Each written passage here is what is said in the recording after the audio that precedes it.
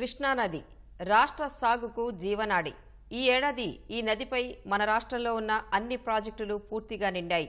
కొన్నేళ్లుగా ఎగువ రాష్ట్రాల నుంచి మనకు ఇంత భారీ స్థాయిలో వరద రావడం చాలా అరుదు. ఇలాంటి పరిస్థితుల్లో వచ్చిన వరద సముద్రంలోకి వృధాగా వెళ్లకుండా ప్రకాశం బ్యారేజ్ ఎగువ దిగువ ప్రాంతాల్లో బ్యారేజీలు కట్టి నీటిని నిలబెట్టి కృష్ణా డెల్టాలో సాగుకు ఇబ్బంది లేకుండా చూడాలని గతంలో తెలుగుదేశం ప్రభుత్వం నిర్ణయించింది. అంచనాల తయారీతో పాటు అనుమతులు లభించాయి. కానీ వైసీపీ సర్కార్ నిర్లక్ష్యంతో జలాశయాల ఆలోచన అటకెక్కింది. నీటి వృధా యథాతథంగా సాగిపోతోంది. ఈ ఏడాది కృష్ణానదికి వరద పోటెత్తింది. శ్రీశైలం, నాగార్జున సాగర్, పులిచింతల ప్రాజెక్టులన్నీ నిండుకుండలా మారాయి. దీంతో రైతులు ఆనందం వ్యక్తం చేస్తున్నారు.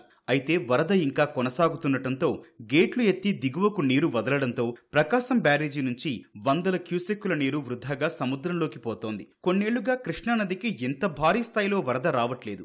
ఎగువ రాష్ట్రాల్లో ఉన్న ప్రాజెక్టులు పూర్తి స్థాయిలో నిండిన తర్వాత కొద్దో గొప్పో నీరు కిందకొచ్చేది. ఫలితంగా కృష్ణా డెల్టా రైతులు సాగునీటికి తీవ్రంగా ఇబ్బందులు పడేవారు. దీన్ని నివారించేందుకు వరద పోటెత్తిన సమయంలో కృష్ణానదిపై ప్రకాశం బ్యారేజీ ఎగువ దిగువన గత తెలుగుదేశం ప్రభుత్వ హయాంలో 3 బ్యారేజీలను ప్రతిపాదించారు. ప్రకాశం బ్యారేజీ ఎగువన వైకుంఠపురం వద్ద ఒక బ్యారేజీ, దిగువన మరో 2 బ్యారేజీలు నిర్మించాలని ప్రతిపాదించారు. పెనమలూరు మండలం చోడవరం వద్ద మొదటి బ్యారేజీ ప్రతిపాదించారు. ఇది మంగళగిరి మండలం రామచంద్రాపురం వరకు ఉంటుంది. ప్రకాశం బ్యారేజీకి దిగువన 16 కిలోమీటర్ల వద్ద ఈ బ్యారేజీని నిర్మించి 2.7 టీఎంసీల నీటిని నిల్వ చేయాలనేది ఆలోచన.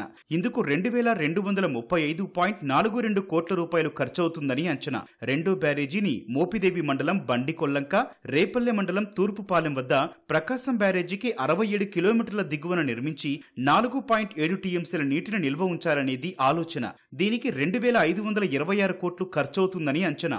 అయితే వైసీపీ అధికారంలోకి రాగానే వీటిని పక్కన పెట్టేసింది. ఈ చెక్ డ్యాములు కడతాం వల్ల రేపు రాజధాని వస్తే ఇప్పుడు హైదరాబాద్ లో కనుక వాటర్ ఎలా కరువు వచ్చిందో అలా రాకోకుండా ఇక్కడ చెక్ డ్యాములు కడతాం వల్ల గ్రౌండ్ వాటర్ పెరిగి ఇక్కడ రేపు రాజధానిలో అందరికి యూజేజ్ కొన్ని lakhs of water per day కావాలి. కాబట్టి ఆ గ్రౌండ్ వాటర్ పెంచుకోవడం కోసం, రైతులకి ఇక్కడ ఏం ఇబ్బంది జరగకుండా కృష్ణా డెల్టాని కాపాడటం కోసం, ప్రతి ఒక్క రైతుకి వాళ్ళ నీళ్ల కోసం ఇబ్బంది పడుకోకుండా ఎలా అయితే ఉంటున్నాడో దాన్ని ఇంకొద్దిగా ఈజీ ప్రాసెస్లో చేస్తాం కోసం బాబు గారు ఈ చెక్ డ్యామ్లోనే కడదామని అప్పుడు ఆలోచించారు.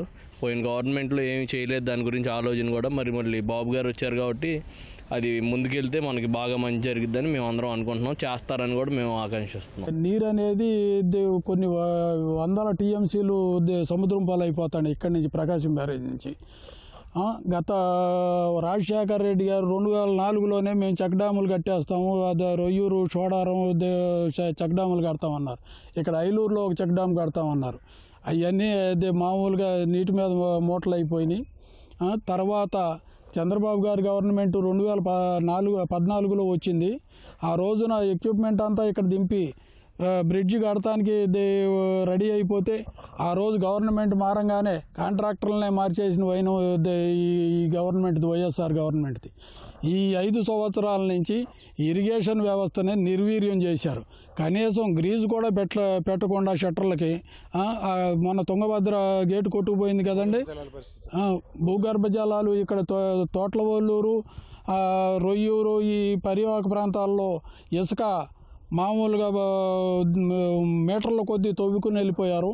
భూగర్భ జలాలు శాంతం అడుగంటిపోయినాయి. ప్రభుత్వం మారిన తర్వాత వైకుంఠపురం బ్యారేజీ ప్రతిపాదనను తిరస్కరించారు. దిగువన 2 బ్యారేజీలకు మంత్రివర్గంలో ప్రతిపాదించి ఆమోద ముద్ర వేశారు. కృష్ణానది సముద్రంలో హంసలదీవి ప్రాంతంలో కలుస్తుంది. దీంతో దివిసీమ ప్రాంతం ఉప్పునీటిమయంగా మారుతోంది. సముద్రపు నీరు కృష్ణానదికి ఎగదన్నుతోంది. దీంతో కృష్ణానది తీర ప్రాంతం ఉప్పునీటిమయంగా మారుతోంది. దీన్ని నియంత్రించేందుకు నదిలో చెక్ డ్యాం తరహాలో నీటిని నిల్వ చేసి అడ్డుకట్టలు వేయాలని ప్రతిపాదించారు. దీనివల్ల గుంటూరు, కృష్ణా జిల్లా రైతులకు ప్రయోజనం కలుగుతుంది. 2020లో అప్పటి సీఎం జగన్ కృష్ణానదిపై నిర్మించే 2 బ్యారేజీలకు త్వరలో టెండర్లు పిలుస్తున్నామని, ఏడాదిలో నిర్మాణం పూర్తి చేస్తామని, రైతులకు ఎంతో ప్రయోజనం కలుగుతుందని హామీ ఇచ్చారు.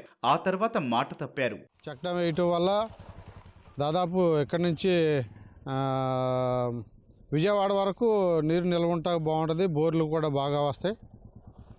తద్వారా వ్యవసాయానికి నీళ్లు బాగా పుష్కలంగా ఉంటాయి.